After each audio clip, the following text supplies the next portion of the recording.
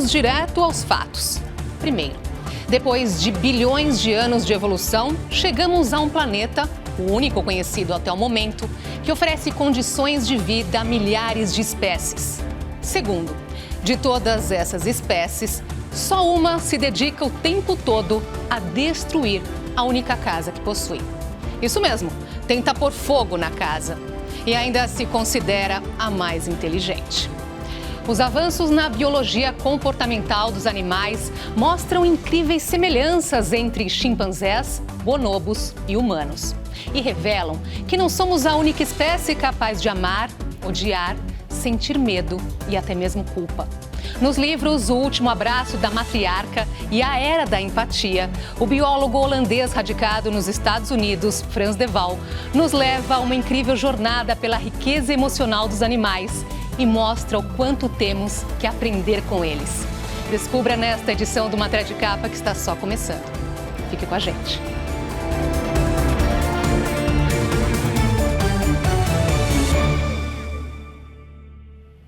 O encontro de um professor de biologia com uma chimpanzé que lhe tratou durante décadas e que estava à beira da morte. Ela o reconhece e os dois têm uma despedida repleta de emoções. Esse é o ponto de partida do livro de outro professor, Frans de Waal, que mostra como os animais têm sentimentos muito próximos dos humanos. Perto de completar 59 anos, a chimpanzé mama estava doente há algum tempo e sem chances de recuperação. Recolhida em seu espaço no zoológico de Arnhem, na Holanda, ela recebe a visita do professor Ian van Hoof, que havia acompanhado seu desenvolvimento ao longo de décadas, como parte de seus estudos sobre biologia comportamental dos animais. Matriarca de uma família de chimpanzés, ela agora estava vencida pela doença, que levou toda a sua energia. Mas aos poucos, reconheceu o professor, com quem havia tido inúmeros contatos. Os dois trocaram olhares, carinho e um abraço.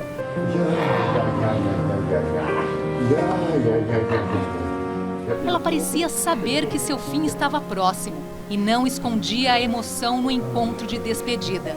Na hora final, era como se ela estivesse agradecendo ao professor pelos longos anos de convivência amistosa.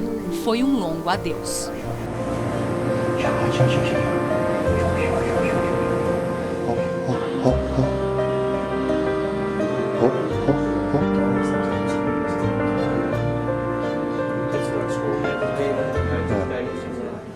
A vida de mama e a cena desse último encontro foram alguns dos objetos de estudo do professor Frans de Waal.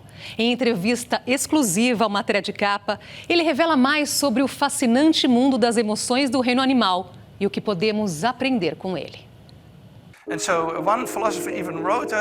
Em seu livro, o professor Frans de Waal procura demonstrar que não somos a única espécie capaz de amar, odiar, sentir medo ou culpa.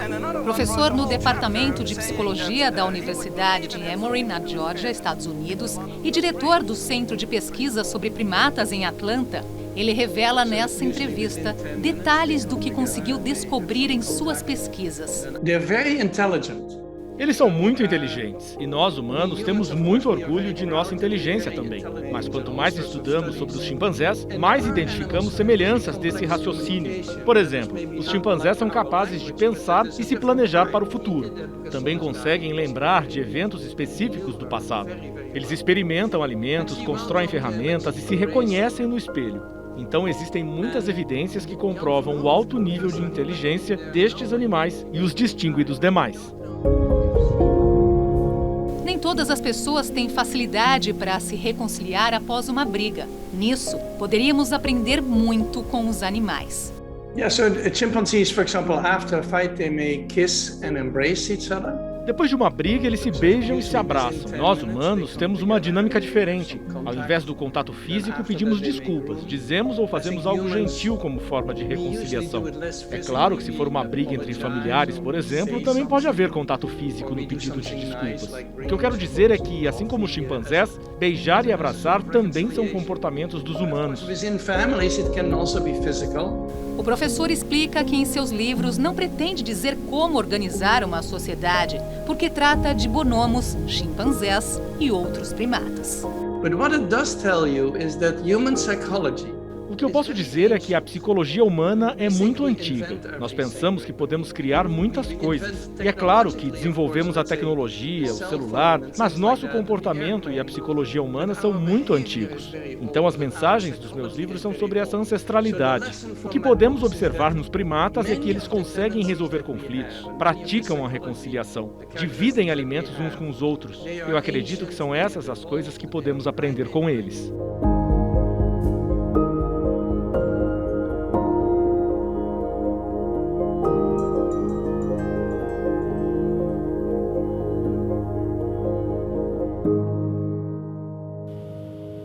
Há uma outra capacidade existente entre os animais que raramente é percebida. O professor Frans de Waal explica.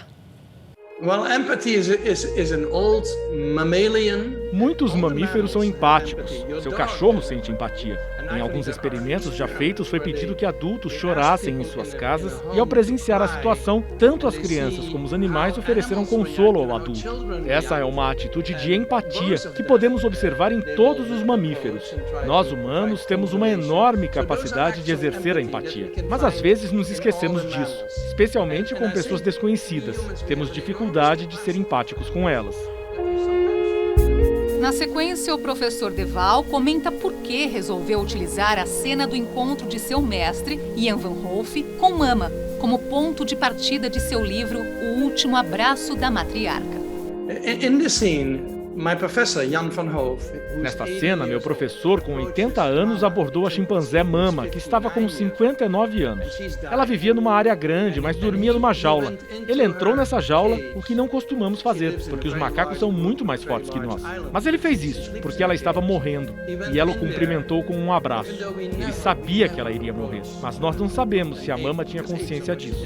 Não sabemos se os animais têm senso de mortalidade. Sabíamos que ela estava fraca, e claro, ela também sabia disso. Mas não podemos afirmar que ela tinha consciência da morte. O motivo de eu trazer esse encontro para o título do livro foi porque ele nos deixa surpresos. Eu fiquei surpreso. Sabe, nós trabalhamos intensamente por 50 anos com esses animais. Então os bonobos e chimpanzés são muito próximos de nós. É surpreendente ver como seus comportamentos e expressões são muito parecidos com os dos humanos.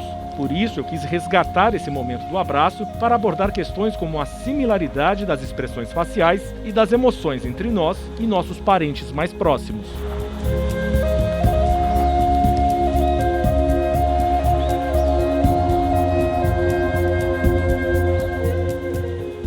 Quando se trata de perdas, os animais se parecem muito com os humanos. Mas em relação à linguagem corporal, será que eles entendem mais do que o homem? Yeah, I think that's an interesting question because we humans, we rely so much on language. We pay so much attention to what someone says. Esta é uma ótima pergunta. Nós, humanos, prestamos muita atenção no que dizemos uns aos outros, mas podemos esquecer de considerar questões como a expressão facial, o tom de voz e os sinais do corpo.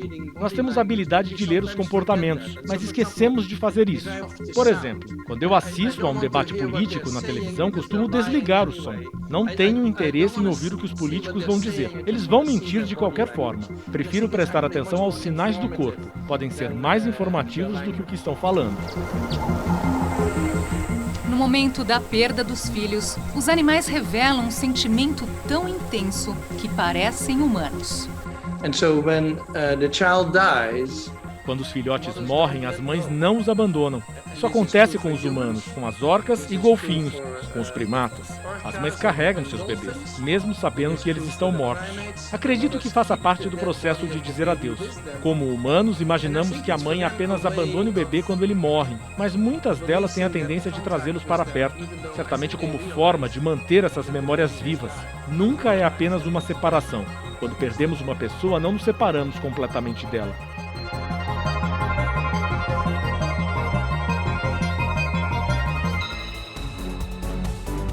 Daqui a pouco, pesquisadores arriscam um momento da história em que os nossos ancestrais começaram a se separar dos macacos. E ainda, outra figura especialista em chimpanzés também ficou conhecida por seu trabalho em campo com estes animais. Não saia daí.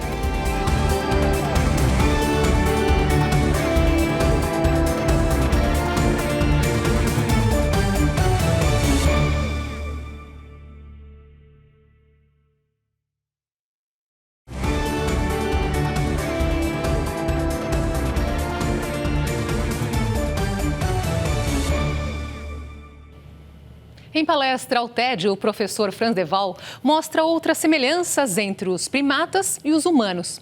Seria bom se prestássemos mais atenção em algumas delas. Vamos ver o que ele diz.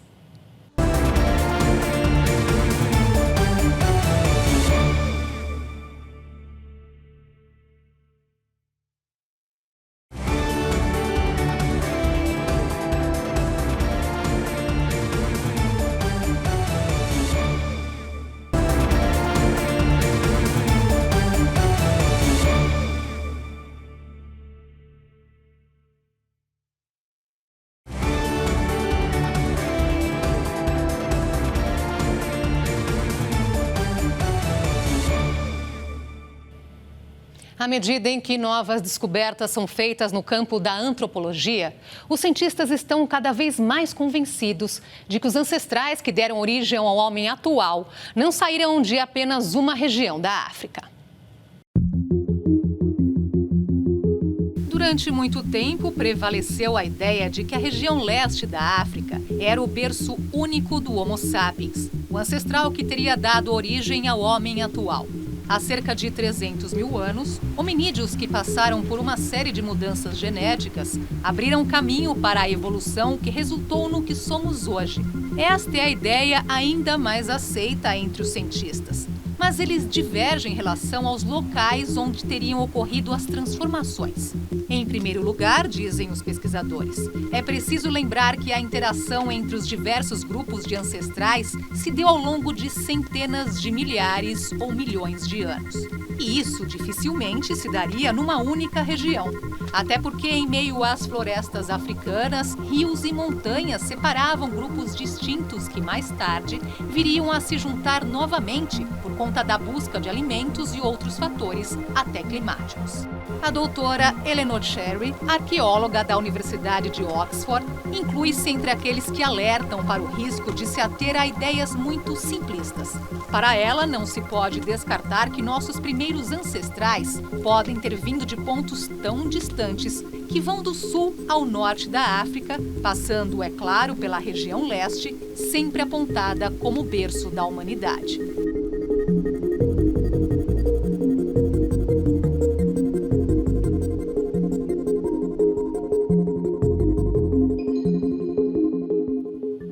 Agora vamos falar sobre os diversos ramos da ciência que estudam a trajetória do homem na Terra.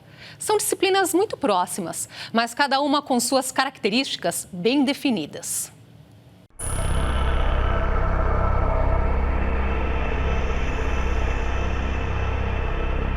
A primeira delas é a antropologia, que estuda as origens, a evolução, o desenvolvimento físico e psicológico dos seres humanos, incluindo características raciais, costumes e crenças. Já a arqueologia se dedica ao estudo das culturas e das sociedades antigas a partir da análise de vestígios deixados pelas diversas civilizações. Daí o fato de se tratar de uma ciência social do passado. Por sua vez, a paleontologia estuda principalmente os restos deixados pelas diversas formas de vida animal ou vegetal, além de vestígios como pegadas e outras marcas. Os paleontólogos buscam determinar a origem e idade de todos os organismos que viveram na Terra, incluindo a evolução dos primatas até os nossos antepassados mais recentes.